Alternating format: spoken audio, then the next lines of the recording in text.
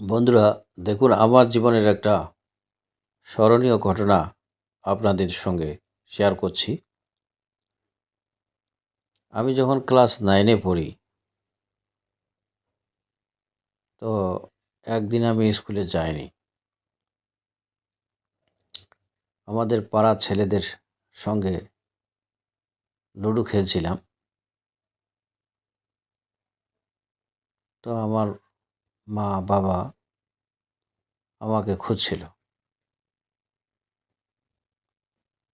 তো খুঁজতে, খুঁজতে এলাকার ছেলেগুলো দেখে দিয়েছে যে ওই ছেলে, আপনার ছেলেটা ওইখানে পাড়ার ছেলেদের সঙ্গে খেলাধুলা করছে। তো আমার বাবা লাঠি নিয়ে ওখানে আমাকে পিটাতে চলে গেছে। তো কয়েকটা পিটুনিও দিয়েছে আমাকে। আর বাকি ছেলেগুলা সবাই ওখান থেকে পালাই গিয়েছে। তো এলাকার সব মানুষরা আমার পিতাকে ভয় করতেন। কিন্তু আমরা যে কয়েকজন বন্ধু ছিলাম সবাই মিলে ওখান থেকে পালিয়ে যাওয়ার পরে আমরা সবাই চিন্তা করলাম যে এখন যে বর্তমান যে পরিবেশ, লেখাপড়া করে কী লাভ হবে? চাকরি নেই।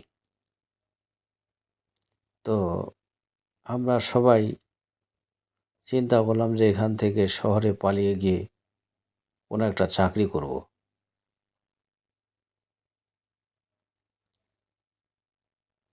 তো যেই চিন্তা সেই কাজ। তো আমরা সবাই মিলে যা আমাদের হাতে টাকা পয়সা ছিল সেগুলো নিয়েই বের হয়ে গেলাম। তো রাস্তায় আমরা বাসে উঠলাম, বাসে যাচ্ছি। যেতে যেতে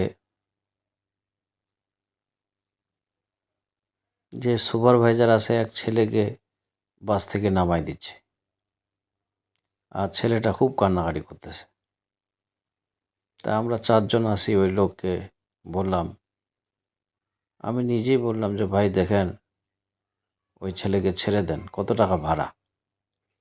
ও বলল যে এত ভাড়া, ও ভাড়া নিয়ে ওঠে নাই, এই জন্য তাকে নামায় দেওয়া হচ্ছে। তো বন্ধুরা, ওই ছেলের ভাড়া আমি দিয়ে দিই। তারপর সুপারভাইজার ওই লোককে আর নামা দেয় না। আমরা রাস্তায় সবাই মিলে এক শহরে নেমে পড়লাম। ওই ছেলে চলে গেল। তো রাত থাকবো কোথায়? আমরা 4 জন মানুষ। তো ওই শহরে তো আমরা ধান শুকানো একটা চাতাল পেয়ে যাই। ওই চাতালে আমরা রাতের বেলা শুয়ে পড়ি এবং সকালবেলা ঘুম থেকে ওঠার পরে আমরা শহরে বিভিন্ন জায়গায় কাজ খুঁজি, কিন্তু কোনো কাজ পাইনি। এবং আমাদের কাছে সেই ধরনের টাকাও নেই যে আমরা ওখানে কোথাও থেকে কাজের সন্ধান করব। বিধায় আমরা ওখান থেকে ব্যাক হয়ে বাড়ির দিকে চলে আসি। তো বন্ধুরা, ওই ওই জায়গা থেকে ঘুরে আসার পরে আমার কেন জানি মন চেঞ্জ হয়ে গেল এবং আমি খুব মনোযোগ সহকারে লেখাপড়া শুরু করে দেই। তো দেখুন, হাদিসের মধ্যে আছে মানুষের জীবনের এমন কতগুলো আমল আছে যে যে কোনো আমলের কারণে যে আমলটা আল্লাহ পাকের কাছে পছন্দনীয়, যা মালিকের কাছে পছন্দনীয়, এর উসিলা করে আল্লাহ পাক মানুষকে জান্নাতে দিয়ে দিবেন। তা আমার একটি ছোট আমল, রাস্তায় এক যাত্রীকে কিছু টাকা সাহায্য করে আমার লাইফকে আমি অনেক উন্নয়নের দিকে নিয়ে এসেছি।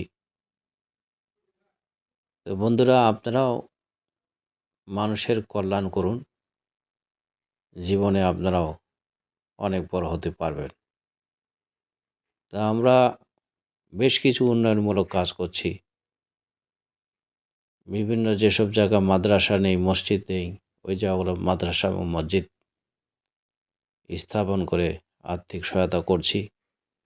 অসহায় অনাথ মানুষকে আর্থিক সহায়তা করছি। আপনারা আমাদের সঙ্গে সহযোগিতা করতে পারেন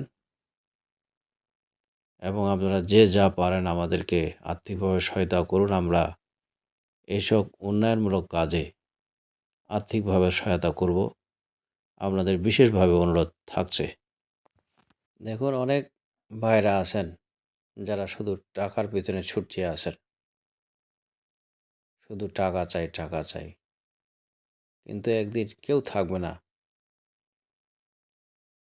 সবাইকে একদিন চলে যেতে হবে।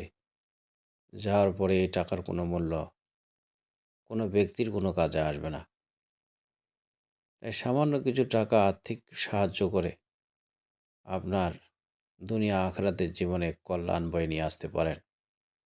আপনারা যে যা পারেন ৫০ টাকা, ১০০ টাকা, ৫০০ টাকা, ১,০০০ টাকা আমাদের বিকাশ নগদ অ্যাকাউন্টসে পাঠিয়ে দিয়ে আমাদেরকে সাহায্য করতে পারেন। আর্থিক অনাথ মানুষকে সহায়তায় অংশগ্রহণ করতে পারেন। আমাদের কমেন্ট বক্সে নগদ বিকাশ রকেট নাম্বার দেওয়া আছে, এই নাম্বারে পাঠিয়ে দিতে পারেন।